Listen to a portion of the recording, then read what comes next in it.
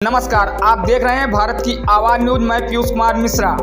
जम्मू कश्मीर विधानसभा चुनाव में first phase में बुधवार यानी आज 7 जिलों की 24 विधानसभा सीटों पर सुबह 7 बजे से वोटिंग शुरू हो गई है। इसमें 23.27 लाख वोटर शामिल होंगे। 1 बजे तक 41.17% वोटिंग हो चुकी है। सबसे ज्यादा किश्तवाड़ 56.86% मतदान हुआ है, जबकि सबसे कम पुलवामा में 29.84% वोट डाले गए हैं।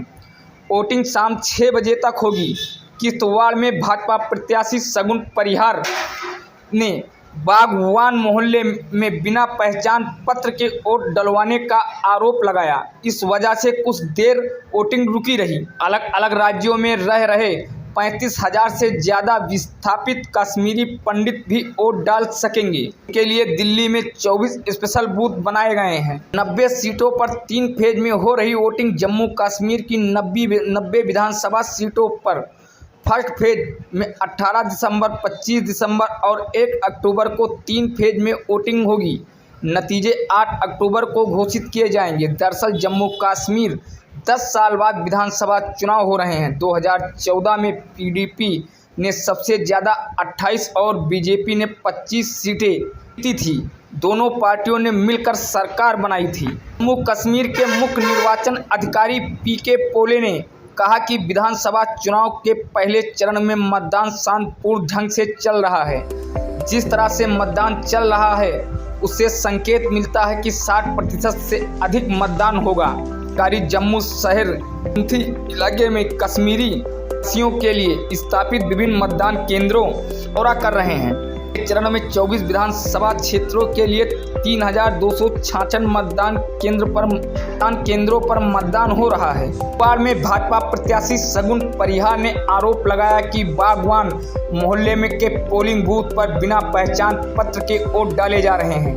यहां महिलाएं बुर्का पहनकर आ रही हैं और बिना पहचान पत्र के वोट डाल रही हैं। शगुन के आरोपों के कारण वहां हंगामे की स्थिति बन गई और कुछ देर के लिए वोटिंग रोकनी पड़ी। अब यहां वोटिंग जारी है। अफसरों का कहना है कि बिना पहचान पत्र के वोटिंग नहीं हो रही है।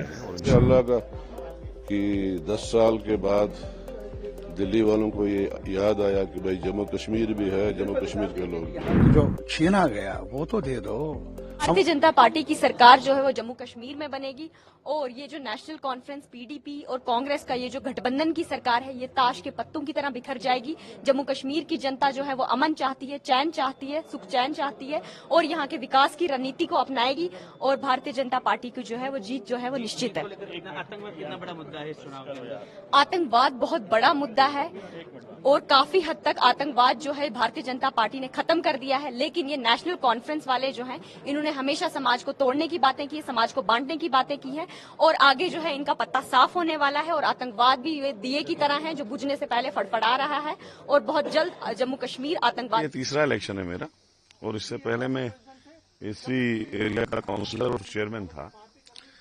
तो अभी तक जितने इलेक्शन लड़े हैं सब जीते हैं और इंशाल्लाह ये वाला भी जीत रहा हूं।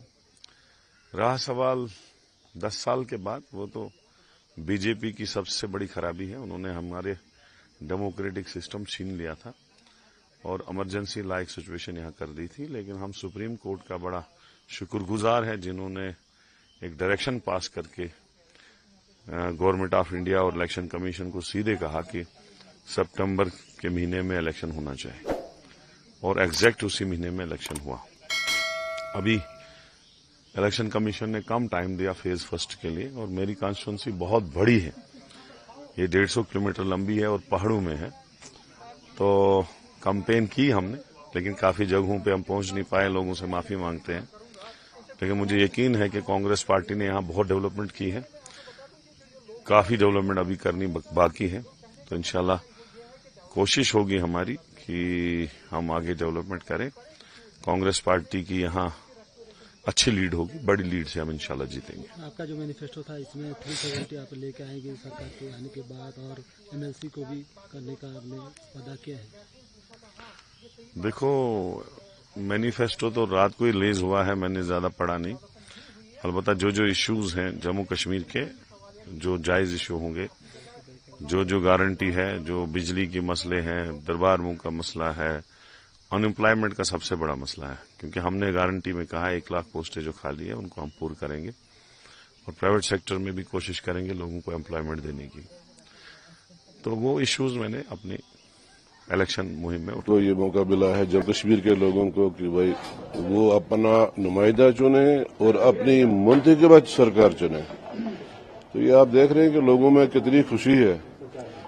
तो शुक्र है अल्लाह का कि 10 साल के बाद दिल्ली वालों को ये याद आया कि भाई जम्मू कश्मीर भी है, जम्मू कश्मीर के लोग भी। यहाँ पे दूर से लंबी कतारें लगी हुई है, काफी बड़ी पोलिंग स्टेशन पे लोग दिख रहे हैं वोटिंग करने के लिए। और भी लोगों को क्या मैसेज देंगे ज्यादा से ज्यादा वोटिंग को अवेयरनेस बढ़े? देखिए ये जो कतारें आपको दिख रही है, महंगाई, बेरोजगारी और जो ये अफसरशाही, तानाशाही, ये सारा उसके खिलाफ जो है ये लोगों का रोष है जो आज सड़कों पे है। यही अपील है फर्स्ट मेरी तरफ से वोटर्स से, जहां भी आज वोट डाले जा रहे हैं फर्स्ट फेज में, कि निकल आए, वोट अपना इस्तेमाल कर लें, वोट डालें।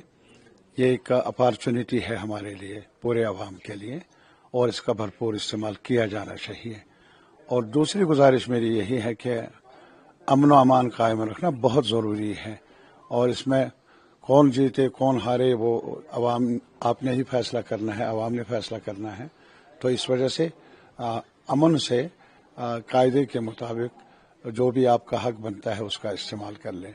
और जहां तक मंशूर का ताल्लुक है, हमारा मंशूर सिर्फ ये है कि जम्मू कश्मीर के ये चुनाव एक अनप्रेसिडेंटेड पस मंजर में हो रहे हैं। अनप्रेसिडेंटेड इस लिहाज से कि आपको मालूम होगा कि 6 साल के बाद 2018 में असेंबली, और तब से वो भंग हो गई, आज तक असेंबली नहीं, कहीं और किसी खित्ते में ऐसा हुआ नहीं है।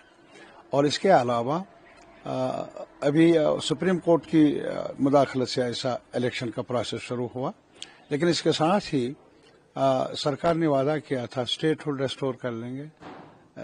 वो जो हमारी मांग रही है कि जो छीना गया वो तो दे दो, हम और कुछ नहीं मांगते। अमन मांगते हैं, यकजहती मांगते हैं, भाईचारा मांगते हैं, लेकिन इसके साथ डिग्निफाइड लाइफ चाहते हैं हमारे अवाम, जम्मू के, कश्मीर के, लद्दाख के।